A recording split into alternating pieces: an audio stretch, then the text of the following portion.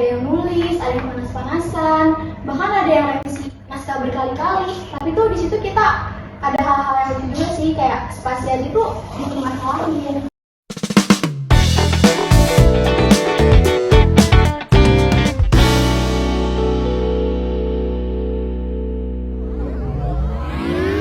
Halo semuanya, kembali lagi dengan aku Nora di Cerita Sejarah. Di podcast kali ini kita akan bahas masa lalu dengan cara masa kini. Dan aku, Kayla, partner setia Naura. Hari ini kita bakal ngobrolin momen yang super penting, detik-detik menjelang proklamasi kemerdekaan Indonesia. Tapi tenang aja, kita nggak bakal bahas sejarah dengan cara yang ngebosenin kayak di sekolah. Tapi kita bakal bahas sejarah dengan santai dan ngobrol-ngobrol asik sama kakak cantik. Oke, langsung aja nih kita kenalan sama tamu-tamu keren kita. Pertama ada Kak Regina, sejarawan yang ceritanya selalu bikin sejarah hidup lagi. Halo Kak Regina. Halo Kak Shaila, halo Kak Naura. Kenalin, aku Regina. Di sini aku akan menceritakan tentang sejarah-sejarah yang mungkin belum banyak orang yang tahu ya.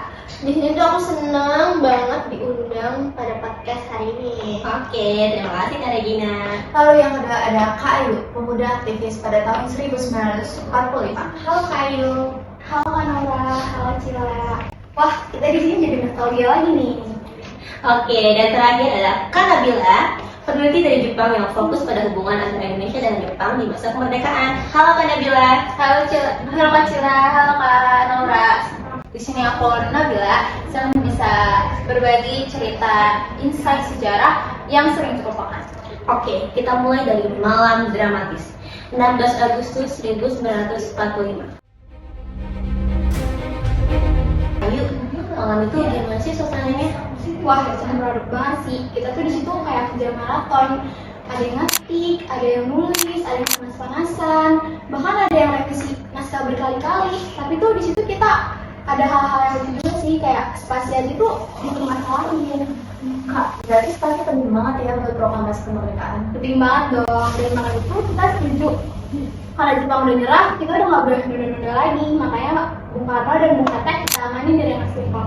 Jadi itu tujuannya ya, biar mereka nggak diintervensi Jepang. Betul dong, dan kami pemuda ingin mendengar suara rakyat itu tanpa tekanan.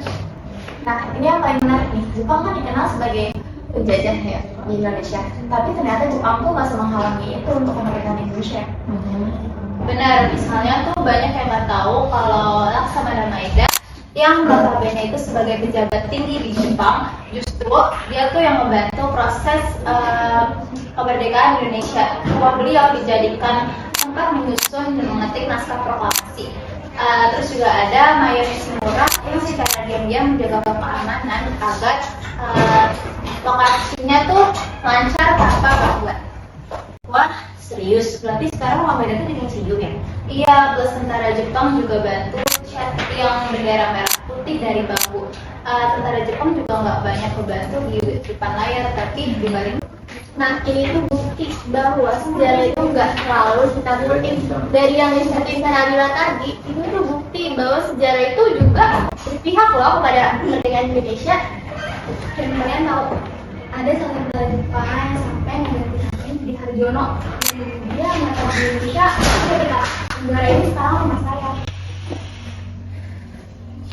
Kak Nabila, ada fakta menarik lainnya nggak soal peran Jepang? Wah, banyak banget, tapi singkat aja ya. Yang pertama itu, jadi murid-murid itu diajarin bahasa Jepang. Terus yang kedua itu pemuda Indonesia dilatih militer sama Shinigami. Terus yang terakhir tentara Jepang itu, beberapa tentara Jepang juga ngebantu memberi makan rakyat. Nah, dari semua yang udah disebutin Kak Nabila tadi, itu tuh menjadi gambaran buat kita rakyat Indonesia bahwa kita tuh harus membuka mata lebih lebar lagi. Bukan tentang siapa lawan kita, siapa kawan kita, tapi ini tuh juga tentang kemanusiaan. Setuju, di zona abu-abu ini kita jadi tahu ya pelajaran yang berharga. Kak Ayu, gimana rasanya mantan anak muda zaman sekarang mantan lagi sama sejarah? Bahagia banget sih. Dulu kan kita berjuang dengan nyawa, dan sekarang kita berjuang dengan pengetahuan. Jadi generasi sekarang tuh punya tanggung jawab untuk menjaga warna kemerdekaan. Wah, nggak kerasa nih, udah mau selesai aja. Terima kasih banyak buat Kak Regina, Kak Ayu, dan Kak Nabila. Cerita kalian bikin kita tahu kalau sejarah tuh ternyata nggak kayak di buku yang biasa-biasa aja. Ternyata sejarah itu banyak kisah yang menarik ya, ternyata kita belum tahu, termasuk aku juga belum tahu ya kakak segitu kan. Buat kalian yang baru tahu cerita ini, semoga semakin semangat buat belajar sejarahnya. Sampai jumpa di episode berikutnya. Merdeka! Kemerdekaan Indonesia bukan hasil satu sosok atau satu bangsa. Di balik proklamasi ada perjuangan pemuda, rakyat biasa, bahkan Indonesia dari Jepang yang diam-diam membantu. Sejarah nggak selalu soal hitam dan putih. Kadang justru di area abu-abu itulah kita menemukan makna kemanusiaan. Dari masa lalu yang kompleks, kita belajar bahwa kemerdekaan adalah tanggung jawab bersama yang harus terus kita jaga hari ini dan nanti.